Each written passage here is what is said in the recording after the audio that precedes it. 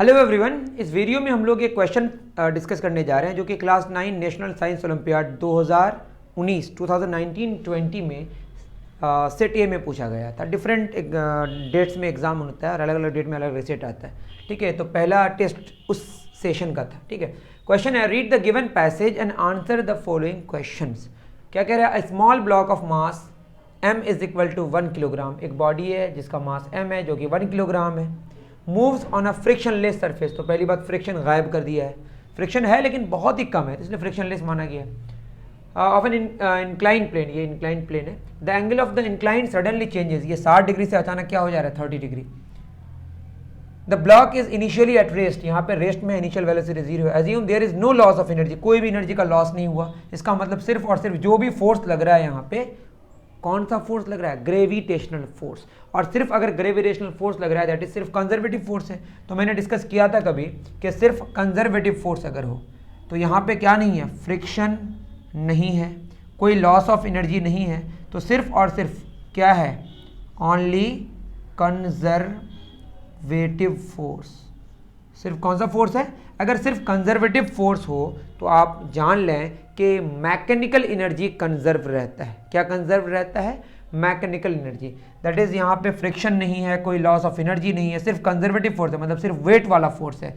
Gravitational force is a conservative force, it depends only initial and final positions. Clear है? किस पे depend नहीं करता है? रास्ते पे डिपेंड नहीं करता है। बस अब याद रख लें कि सिर्फ अगर कंजर्वेटिव फोर्स हो तो इंप्लाई करता है कि काइनेटिक इनिशियल और पोटेंशियल इनिशियल, ये काइनेटिक एनर्जी और ये पोटेंशियल एनर्जी, और फाइनल वाला काइनेटिक प्लस फाइनल वाला पोटेंशियल आपस में क्या होगा? बराबर होगा।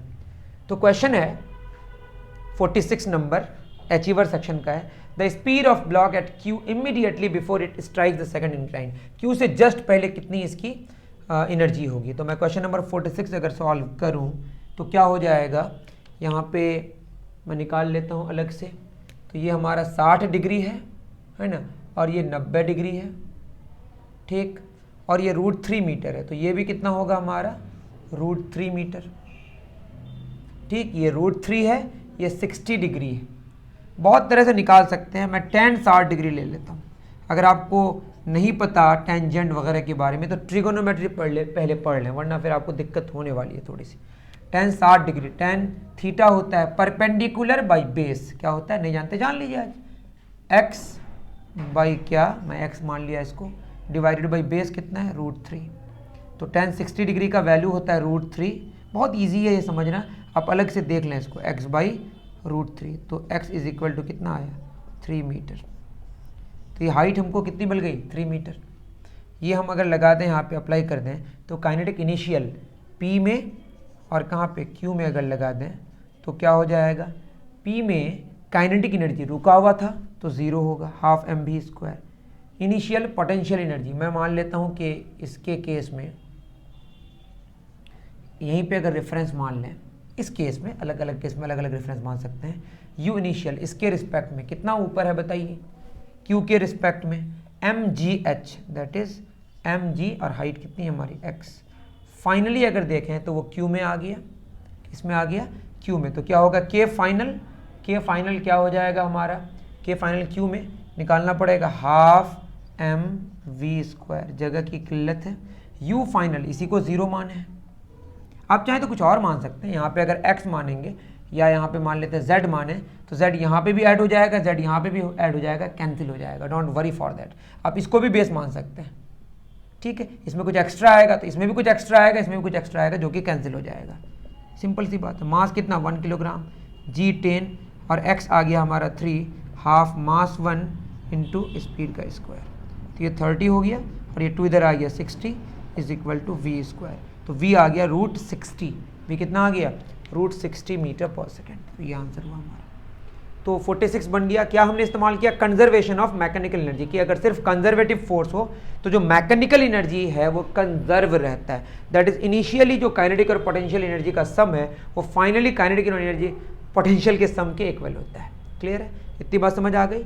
दूसरा क्वेश्चन यहाँ पे 47 नंबर, ये पैसेज क्वेश्चन है। एक ही में 2 क्वेश्चंस या 3 क्वेश्चंस होते हैं, ठीक है। इसमें 2 ही क्वेश्चंस हैं। डन? ओके, मिटा दूं? बहुत बढ़िया।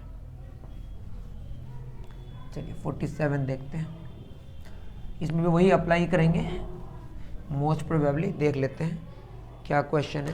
कह रहा है the energy of the block at R immediately before it leaves the second incline, यहाँ से जस्ट पहले, मतलब आर में ही मांगा है, तो जितना पी में होगा एनर्जी उतना आर में होगा, क्योंकि कोई एनर्जी का लॉस नहीं है। सेम वही कहानी, K I plus U I is equal to क्या होगा, के फाइनल प्लस यू फाइनल। यही तो टोटल हमारी एनर्जी है। कहाँ पे, ये आर में लेंगे और ये किस में लेंगे हम, ये इनिशियली कहाँ लेंगे हम, पी में।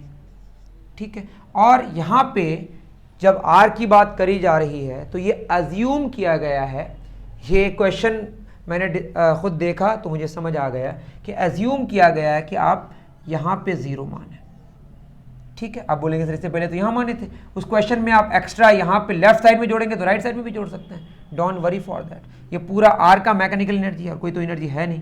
तो के इनिशियल पी में अगर हम बात करें कितना हो जाएगा, ये पूरी हाइट इसके रिस्पेक्ट में हम बात कर रहे हैं, यहाँ पे अगर जीरो मान लें तो initially kinetic energy zero plus you initial क्या होगा, एम जी, ये निकालना पड़ेगा, इसको हम वाई मान लेते हैं, ये वाई होगा तो ये भी वाई होगा, तो ये अलग से निकाल लेते हैं। tan 30 डिग्री क्या निकाल लें, tan 30 डिग्री क्या होगा, y बाई 3√3।